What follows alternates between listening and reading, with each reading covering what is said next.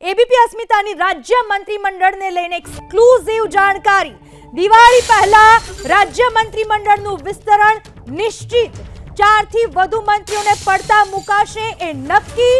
8 જેટલા ધારાસભ્યોને મંત્રીમંડળમાં સમાવેશ એ પણ નક્કી। શરદ પૂનમથી દિવાળી સુધીમાં મંત્રીમંડળનું ગમે ત્યારે વિસ્તરણ। મંત્રી બચુ ખાબડના પડતા મુકાવાનું સંપૂર્ણપણે નિશ્ચિત। ઘણા સમયથી તેઓ હાજર પણ નથી રહ્યા। કારોબારીની બેઠકમાં બચુ ખાબડ હાજર નથી રહ્યા। હાલના મંત્રીઓના ખાતા બદલવાનું પણ નિશ્ચિત। પરફોર્મન્સના આધારે મંત્રીમંડળનું એક્સપાન્શન અને રીશફલિંગ નક્કી। 2 જેટલા રાજ્ય મંત્રીઓને કેબિનેટમાં સ્થાન મળે તેવી શક્યતા સેવાઈ રહી છે। એબીપી અસ્મિતાની રાજ્ય મંત્રીમંડળને લઈને એક્સક્લુઝિવ જાણકારી।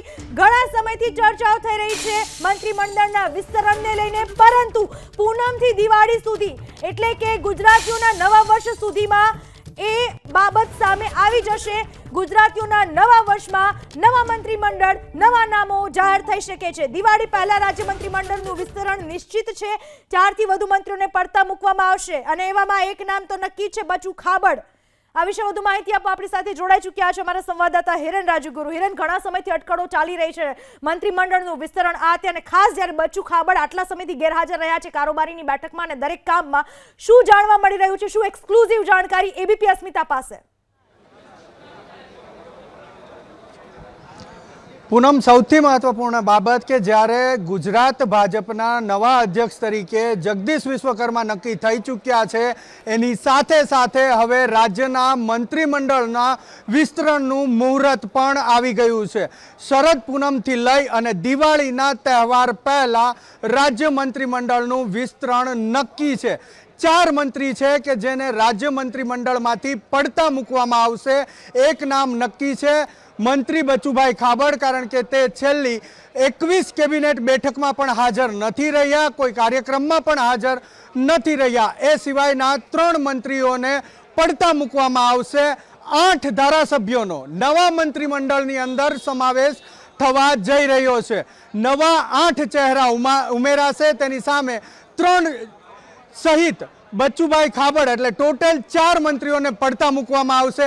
રાજ્ય કક્ષાના 2 મંત્રી છે કે જેને હવે તેનું કદ મોટું થશે, તેને કેબિનેટની અંદર સમાવેશ કરવામાં આવશે। એક રીતે કહેવા જઈએ તો આ 2 રાજ્ય કક્ષાના મંત્રી કે જેને પ્રમોશન મળશે, રાજ્ય કક્ષાના મંત્રીમાંથી તેઓ કેબિનેટ મંત્રીની અંદર સમાવેશ પામશે। આ 2 મંત્રી જે કેબિનેટમાં જશે એનો હવાલો અન્ય નવા જે 8 ધારાસભ્યો મંત્રીમંડળની અંદર સમાવેશ થવા જઈ રહ્યા છે એ પૈકીના 2ને મળશે। અન્ય 6 મંત્રીઓને જે પોર્ટફોલિયો મળશે એની વાત કરીએ તો મંત્રીમંડળના વિસ્તરણની સાથે મંત્રીઓના પોર્ટફોલિયોની અંદર પણ જબરજસ્ત ફેરફાર થવા જઈ રહ્યો છે અને આ ફેરફારની સાથે જ જે મંત્રીમંડળનું કદ હાલ 17નું છે એ 4ના બાદબાકી થવાથી ઘટીને 13 આવશે અને ત્યારબાદ 8 નવા મંત્રીઓ ઉમેરાશે, એટલે એ ફરી વધી અને 21નું થશે। મંત્રી બચુભાઈ ખાબડ જેની બાદબાકી નિશ્ચિત છે, આ ઉપરાંત 3 અન્ય મંત્રીઓની પણ બાદબાકી રાજ્યના મંત્રીમંડળમાંથી થવાની છે।